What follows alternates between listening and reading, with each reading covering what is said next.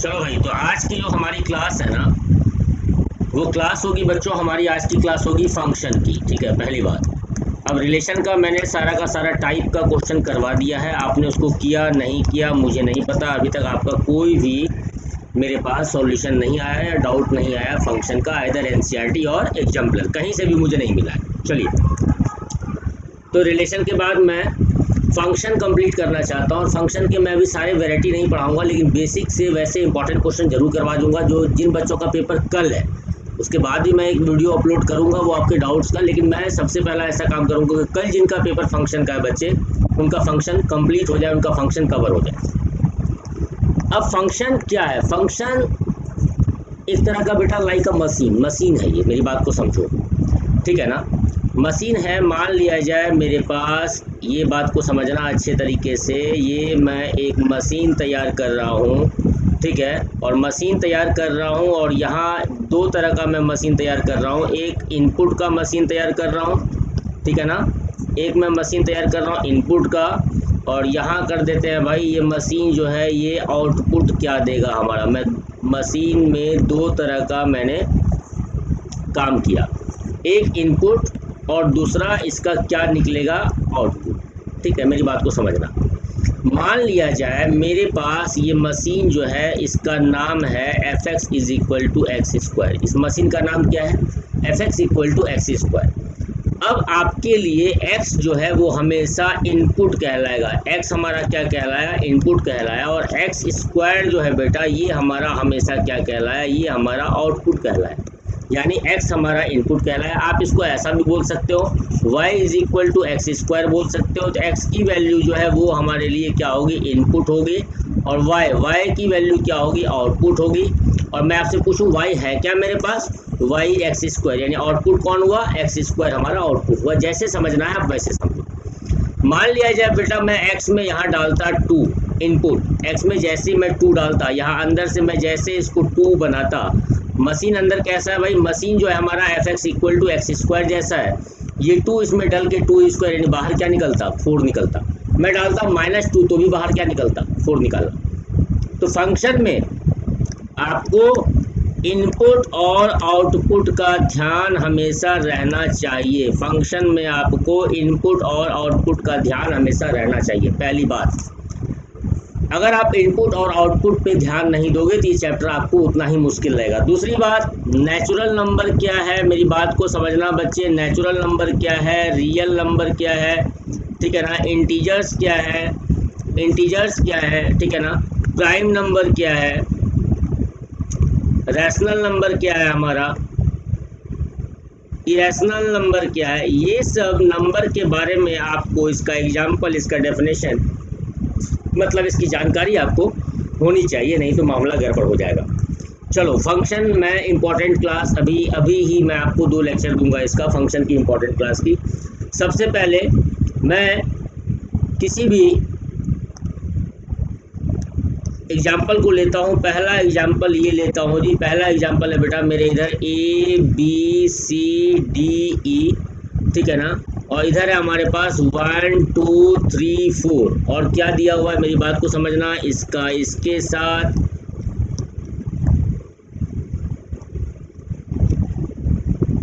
ठीक है? और चलो भाई ई का भी कर देते हैं 2 के साथ। ये हमारा क्या है बच्चे? ये हमारा है डोमेन का फैमिली। ये हमारा क्या है? डोमेन का फैमिली। और ये वाला हमारा क्या है? ये रेंज का फैमिली। इसी रेंज के अंदर हम लोगों को कोडोमेन का भी फैमिली, बेसिकली ये फैमिली किसका है मेरी बात को समझो, ये फैमिली हमारा है बच्चे कोडोमेन का, ठीक है ना? लेकिन इसी कोडोमेन के अंदर आपको रेंज भी मिल जाएगा। क्या मिल जाएगा? रेंज भी मिल जाएगा। आराम से मेरी बात को समझना। ये हमारा है इनपुट और ये हमारा है आउटपुट। ये हमारा है प्री इमेज और ये हमारा है इमेज। अलग अलग नाम से इसको जानते हैं, आपको भी जानना चाहिए। तो फंक्शन में ये समझना कि सबका जो लेफ्ट हैंड साइड में है हमारा, उसका सबके साथ आप देखो ध्यान से, किन किन बातों का ध्यान रखना है। ए का रिलेशन 1 के साथ है, ए का रिलेशन 1 के साथ है, देखो ध्यान से, ए का रिलेशन 1 के साथ है, बी का इमेज हमारा 3 है, सी का इमेज हमारा 2 है, ई का भी इमेज 2 है, ठीक है, और डी का इमेज हमारा 4 है। यानी डिफरेंट एलिमेंट का या तो एक इमेज है, हर एलिमेंट का एक इमेज है ना, एवरी एलिमेंट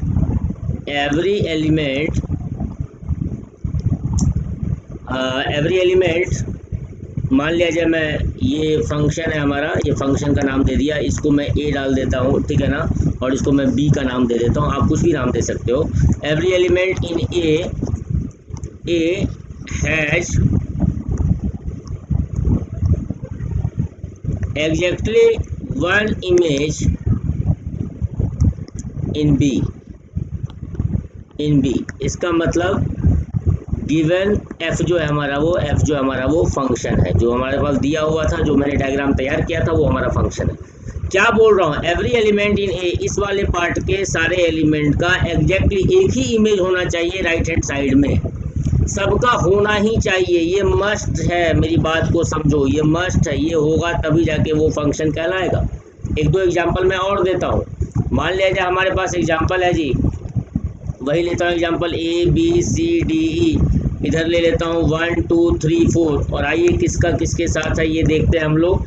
ए का मैंने 1 के साथ तैयार किया, बी का 3 के साथ, चलो भाई बी का 3 के साथ, सी का 4 के साथ, चलो भाई सी का 4 के साथ, और डी का 2 के साथ, डी का 2 के साथ। आपसे पूछा गया क्या ये फंक्शन है, आप जवाब दोगे नो। क्यों ये फंक्शन नहीं है? क्योंकि मैंने डेफिनेशन लिखा है, every element in A has exactly 1 image in B. A के हर इमेज का, ए का जितना भी है एलिमेंट, उसका सबका एक इमेज होना चाहिए। ए का तो इमेज है भाई, बी का भी सिंगल इमेज है, डी का भी सिंगल इमेज है, सी का है, बट ई एक ऐसा है जिसका कोई इमेज नहीं है, इसलिए ये हमारा फंक्शन नहीं होगा। अगर ई का इमेज होता तो फंक्शन कहलाता, अदरवाइज नहीं कहलाएगा। बहुत सारे एलिमेंट का सिंगल इमेज हो सकता है, लेकिन एक एलिमेंट का डिफरेंट इमेज नहीं होगा। 1 एलिमेंट का कभी भी डिफरेंट एलिमेंट इमेज नहीं होना चाहिए, इसका ध्यान रखना। एक और एग्जांपल लेता हूँ, देखते जाओ आप ध्यान से। यहाँ भी वही लेता हूँ ए बी सी डी ई, यहाँ भी वही लेता हूँ ए बी सी डी ई, और यहाँ लिखता हूँ 1 2 3 4। यहाँ क्या लेता हूँ 1 2 3 4। यहाँ हमारे पास दिया हुआ है ए का 2 के साथ, बी का 1 के साथ, ए का 2 के साथ, बी का 1 के साथ, सी का 2 के साथ, अरे इधर आके बैठो जी, सी का 2 के साथ, डी का 3 के साथ, और ई का हमारा दिया हुआ है 3 के साथ। आपसे पूछा गया कि क्या ये हमारा फंक्शन है या फंक्शन नहीं है, आप इसका जवाब दोगे। क्या जवाब दोगे? हमारा ये फंक्शन है या नहीं? आप इसको बोलोगे यस हमारा ये फंक्शन है। क्यों? मुझे इसको देखना है बच्चे, इसको नहीं देखना, इसको मुझे नहीं देखना है, बात खत्म है। डिफरेंट एलिमेंट का डिफरेंट इमेज दिख रहा है, हर एलिमेंट का इमेज है, इसका मतलब ये फंक्शन है। और एग्जांपल देता हूँ, आ जाओ, ये बेस्ट एग्जांपल है, इसके अलावा कोई एग्जांपल देने की जरूरत नहीं पड़ेगी, आप समझ जाओगे अच्छे तरीके से खुद। ये ए बी सी डी ई दिया हुआ है, यहाँ मैं लिखता हूँ 1 2 3 4, ठीक है, और यहाँ दिया हुआ है ए का 1 के साथ, बी का 3 के साथ, सी का 4 के साथ, और डी का 2 के साथ, और ई का दिया हुआ है जी 4 के साथ। आपसे पूछा गया कि क्या ये हमारा फंक्शन है, आपसे ये पूछा गया क्या ये हमारा फंक्शन है, तो आप इसका क्या जवाब दोगे, ये फंक्शन है या नहीं। थोड़ा सा एक चीज़ और दिया गया, डी का हमारा 2 के साथ है और डी का 3 के साथ भी है। चलिए ध्यान से अब बताना ये फंक्शन है कि आपको इधर वाले पोर्शन को देखना है जी, आपको हमेशा लेफ्ट वाले को देखना है। आप यहाँ देख रहे हो एवरी एलिमेंट का different element has single image होना चाहिए। आप देख रहे हो ए का तो 1 था, अच्छी बात है, बी का 3 था, अच्छी बात है, सी का 4 था, अच्छी बात है, बट डी एक ऐसा है जिसका 2 इमेज है। डी का हमारे पास 2 इमेज है, डी हैव डिफरेंट इमेजेस, है ना, डिफरेंट इमेज, 2 इमेजेस है ना हमारे पास। क्या क्या इमेज था? एक था हमारा 2 और एक था 3, बट डी का क्या होना चाहिए था? डी का होना चाहिए था सिंगल इमेज होना चाहिए था, ठीक है ना, 2 इमेज नहीं हो सकता। एक इंसान की दो परछाई नहीं हो सकती, इसका मतलब ये हमारा फंक्शन नहीं है, नॉट अ फंक्शन। ये फंक्शन मैंने आपको 4 एग्जाम्पल से समझाया कौन सा हमारा फंक्शन है, कौन सा हमारा फंक्शन नहीं है, ठीक है। चलिए, तो अब मैं आगे समझाने जा रहा हूँ। चलो, एग्जाम्पलर का हमारा बहुत ही अच्छा क्वेश्चन है, ये एग्जाम्पलर का प्रॉब्लम है बच्चे। क्या है एग्जाम्पलर का क्वेश्चन? ये क्वेश्चन दिया हुआ है a इक्वल टू हमारे पास दिया हुआ है 1 2 3 एंड f हमारे पास दिया हुआ है, f की वैल्यू दे रखी है 1, 3, 2, 3, 2, ठीक है ना। और g हमारे पास दिया हुआ है बच्चों 1 2 1 3 3 1, 1 2 1 3 3 1, ये g हमारा दिया हुआ है जी, ठीक है। आपसे पूछा गया है, क्या पूछा गया है आपसे कि क्या विच ऑफ f, अच्छा आपके बारे में बोला गया f के बारे में बताओ ये फंक्शन है या नहीं, फंक्शन है या नहीं, यस और नो इसके बारे में बताइए। और आपसे पूछा गया g के बारे में बताओ ये फंक्शन है या नहीं। बिल्कुल टेंशन नहीं लेना है, यहाँ सेट हमारे पास a दिया हुआ है, साथ ही साथ ऐसा लिखा होगा a क्रॉस a, यानी फंक्शन के लिए आप जो ये आपको जो मैंने ये 2 सर्कल बनाना सीखा अंडा जैसा, आप यहाँ a और a ही लिखोगे क्योंकि यहाँ हमारे पास एक ही सेट है a और a। इसके अंदर हो जाएगा जी 1 2 3, इसके अंदर भी हो जाएगा 1 2 3। मैं f की बात कर रहा हूँ, f वाले में क्या दिया हुआ, 1 का 3 के साथ, 2 का 3 के साथ, 3 का 2 के साथ, 1 का 3 के साथ, 2 का 3 के साथ, 3 का 2 के साथ। क्या ये फंक्शन है? बिल्कुल ये फंक्शन है। क्यों? Different element has different images, यानी ये हमारा फंक्शन है। अगर मैं जी की बात करूं, जी के लिए भी मैं सर्कल तैयार करता हूं जी। यहाँ ए लिखा, यहाँ ए लिखा, यहाँ 1 2 3 लिखा, यहाँ 1 2 3 लिखा। जी में क्या प्रॉब्लम है? देखो 1 का 2, 1 का 3, 3 का 1, 1 का 2, 1 का 3, 3 का 1, 1 का 2, 1 का 3 और 3 का 1। क्या ये हमारा फंक्शन है? बिल्कुल नहीं है। क्यों? 1 एक ऐसा एलिमेंट है जिसका 2 इमेज है, एक 2 भी है और एक 3 भी है, जबकि 1 का क्या होना चाहिए था? 1 का सिंगल इमेज होना चाहिए था, इसलिए हमारा ये फंक्शन नहीं है। उम्मीद करता हूँ यहाँ तक आप लोगों को फंक्शन, कौन सा हमारा फंक्शन है और कौन सा फंक्शन नहीं है, ये समझ में आ गया होगा, ठीक है।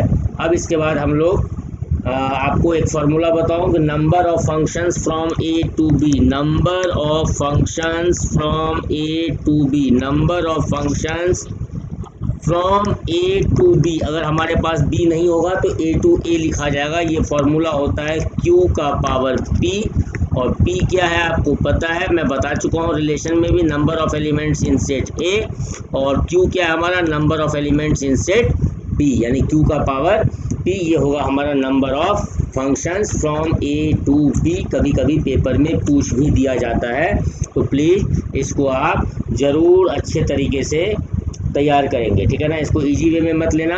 चलो एक क्वेश्चन बताता हूँ भाई। क्वेश्चन हमारे पास दिया हुआ है, सेट ए दिया हुआ है हमारे पास 1, 2, 3, सेट बी दिया हुआ है हमारे पास a, b, c, ठीक है ना। आपसे पूछा गया right total number, find total number of functions, total number of functions from set a to set b, from set a to b, ये आपसे पूछा गया। फॉर्मूला क्या बताया? q का पावर p, q का मतलब इसके अंदर 3 एलिमेंट हैं और p के अंदर 3 एलिमेंट हैं। 27 फंक्शन हमारे तैयार हो सकते हैं। कितने हो सकते हैं? 27। मान लीजिए अपने पास एक और क्वेश्चन में लेता हूँ। a दिया हुआ है हमारे पास 1 2 और b दिया हुआ है हमारे पास जी a b, ठीक है। यहाँ टोटल नंबर ऑफ फंक्शंस कितने होंगे? टोटल नंबर ऑफ फंक्शंस, चलो मैं 1 2 3 कर लेता हूँ। टोटल नंबर ऑफ फंक्शंस जो होंगे हमारे वो क्या होंगे? 2 का पावर 3, यानी 2 2 2 8। आपसे कभी कभी ऐसा बोला जा सकता है वो 8 फंक्शन बना के दिखाओ भाई। कोई बात नहीं बेटा, पहला फंक्शन 1 2 3 ए बी, 1 का ए के साथ, 2 का ए के साथ, 3 का ए के साथ, ऐसा कर सकते हो। फिर आप दूसरा फंक्शन बना सकते हो 1 2 3 ए बी, आप यहाँ कर सकते हो भाई 1 का ए के साथ, 2 का बी के साथ, 3 के बी के साथ, ठीक है। आप ऐसा कर सकते हो। फिर आप तैयार कर सकते हो 1 2 3 ए बी, ठीक है ना। आप आराम से 2 और 1 का कर दो ए के साथ, 3 का बी के साथ, ठीक है। ऐसे ही करके आप टोटल 8 तैयार करना। अगर आपसे 8 तैयार ना हो तो मुझे कमेंट करना, मैं 8 फंक्शन बनाना सिखाऊंगा, वैसे आपसे हो जाएगा, ठीक है। ये मैंने बताया number of functions from a to b, पहला फॉर्मूला। दूसरा आपको पेपर में आएगा number of 1 1 function, number of 1 1 function, number of one functions from a to b. दूसरा आपके पास ये आएगा number of one functions from a to b. इसका फॉर्मूला होता है जी ये 0, और यहाँ लिख रहा हूँ q factorial upon q minus p का factorial.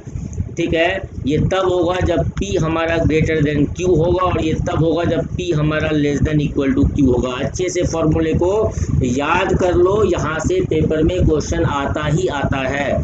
p is greater than q यानी number of elements in set a is greater than number of elements in set b, और इक्वल टू होगा या छोटा होगा तो नीचे वाला फॉर्मूला लगाना, और ग्रेटर होगा तो सीधा आप बताना नंबर ऑफ वन फंक्शन क्या हो जाएगा हमारा 0। क्या हो जाएगा बच्चे?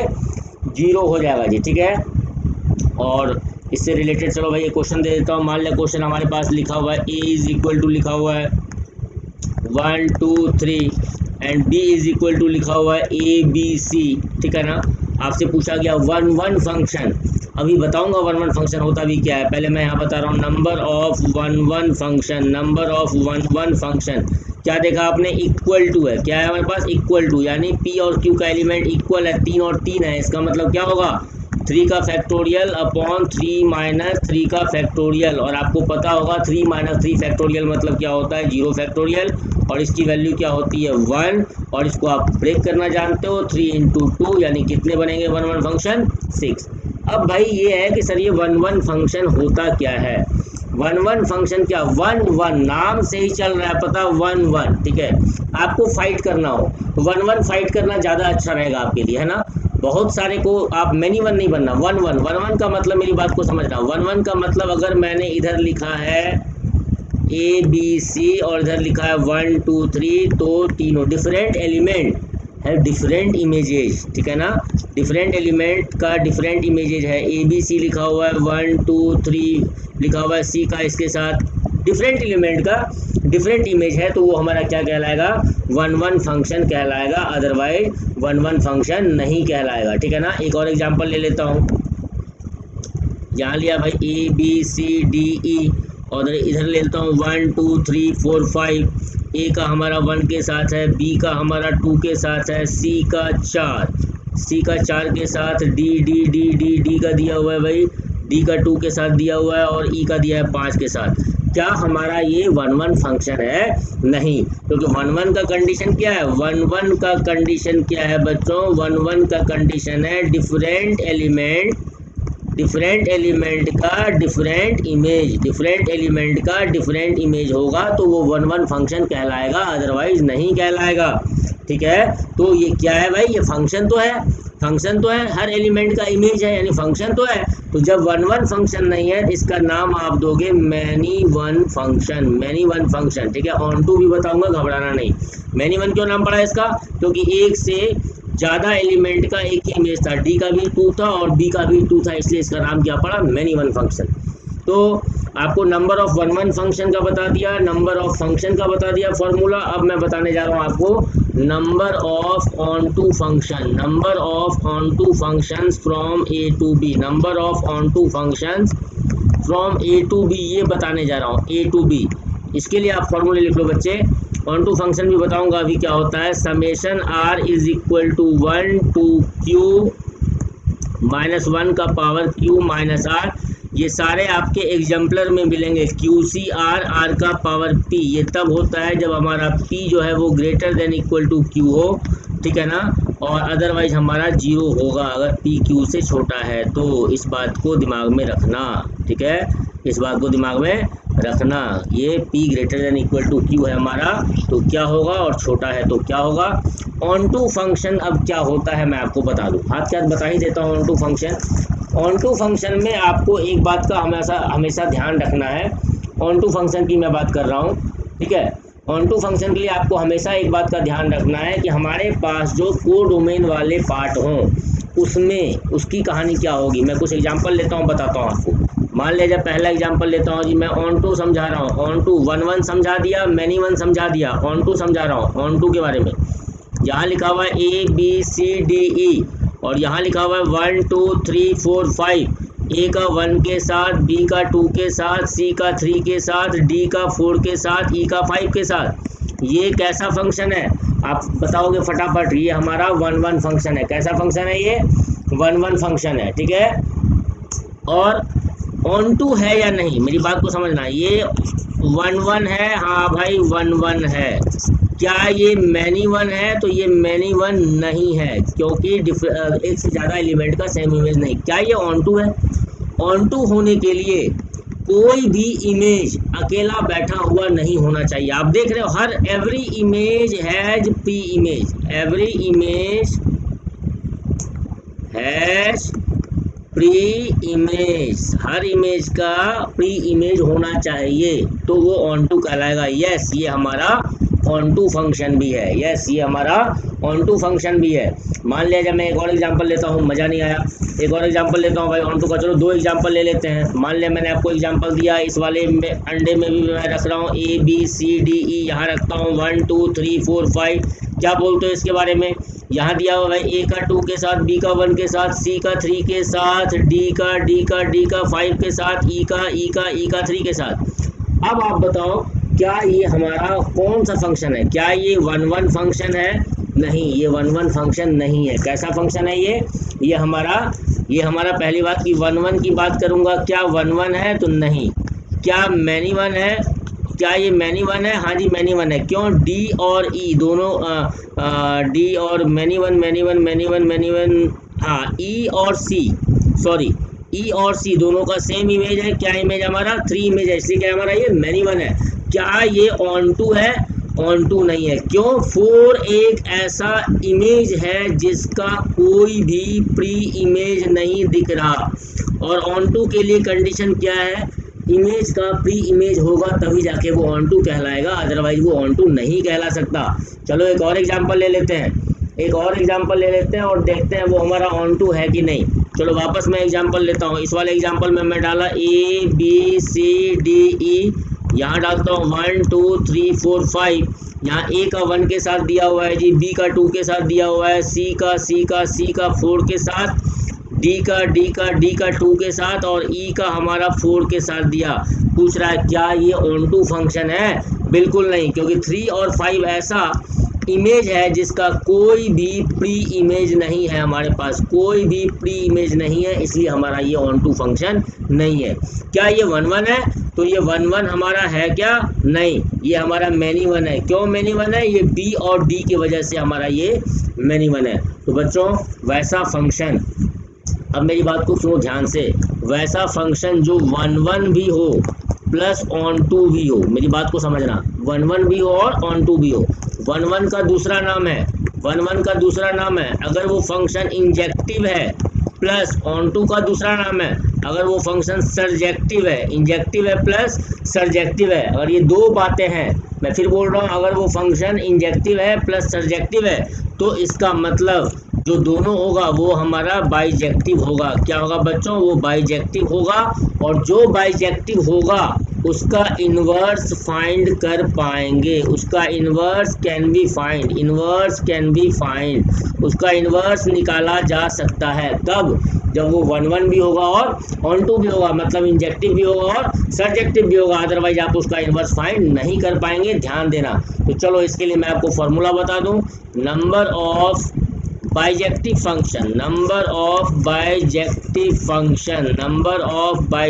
Functions from A to B, number of bijective functions from A to B। Formula, अगर अपने पास P फैक्टोरियल लिख दिया, ये तभी होगा जब P और Q आपस में इक्वल होगा, और 0 होगा तो P not equal to Q होगा। ये रट जाना एग्जाम्पलर में है। मेरी बात को सुनो बेटा ध्यान से, नहीं रटोगे तो मामला हो जाएगा गड़बड़, इसलिए अच्छे तरीके से आप इसको कर लेंगे, ठीक है। अपने पास एक क्वेश्चन लेते हैं हम लोग। A दिया हुआ है जी 1 2 3 4, एंड B हमारे पास दे रखा है जी 5 6 7 8। तो यहाँ से लिखा गया F such that A tends to B, और F इक्वल टू लिखा हुआ है 1, 5, 2, 6, 3, 7, 4, 8 ये लिखा हुआ है। आपसे पूछा गया क्या F हमारा इज F बाइजेक्टिव, क्या F हमारा बाइजेक्टिव है, और उसके बाद आपको बोल दिया अगर है तो also find F inverse, F inverse. आ जाओ, अब बाइजेक्टिव ये है या नहीं है। तो बाइजेक्टिव होने के लिए मेरी बात को समझो बच्चों, बाइजेक्टिव होने के लिए दो चीज़ का होना जरूरी है। एक होना चाहिए हमारा इंजेक्टिव और दूसरा होना चाहिए हमारा सर्जेक्टिव। इंजेक्टिव भी होना चाहिए और सर्जेक्टिव भी होना चाहिए। तो मैं इसको आराम से डायग्राम से आपको बताता हूँ। ए के अंदर हमारे पास दिया हुआ है 1 2 3 4, बी के अंदर दिया हुआ है 5 6 7 8, 1 5 2 6 3 7 4 8, 1 5 2 6 3 7 4 8, यानी डिफरेंट एलिमेंट का डिफरेंट इमेज था, यानी ये 1 1 भी है। ऐसा कोई भी इमेज नहीं हमारे पास है जिसका प्री इमेज ना हो। एवरी एलिमेंट का जो है वो प्री इमेज दिख रहा है, इसका मतलब ये ऑन टू भी है, यानी ये इंजेक्टिव भी है एंड सर्जेक्टिव भी है। इंजेक्टिव भी है प्लस सर्जेक्टिव भी है, इसका मतलब ये हमारा बाइजेक्टिव है। एफ हमारा क्या है? बाइजेक्टिव है। आपको एफ इनवर्स फाइंड करने को बोला, कुछ नहीं करना, एफ इनवर्स में इन दोनों को आपस में चेंज कर देना। यानी अगर मैं एफ इनवर्स निकालूंगा तो 1 5 को बोलूँगा 5 1, 2 6 को बोलूँगा 6 2, 3 7 को बोलूँगा 7 3, 4 8 को बोलूँगा 8 4, यही हमारा इन्वर्स हो गया। फंक्शन का मैंने एक पार्ट कंप्लीट करवाया है, आज ही इसका दूसरा पार्ट दूंगा जो आपको वेरिएबल के फॉर्म में दिखेंगे। ये सारे तो मैं रिलेशन वाले फॉर्म वाले फंक्शन मैंने बताया। तो मिलते हैं अगली क्लास में। थैंक यू, तब तक के लिए बच्चे इसको प्रैक्टिस करो। ऑल द बेस्ट प्यारे बच्चों।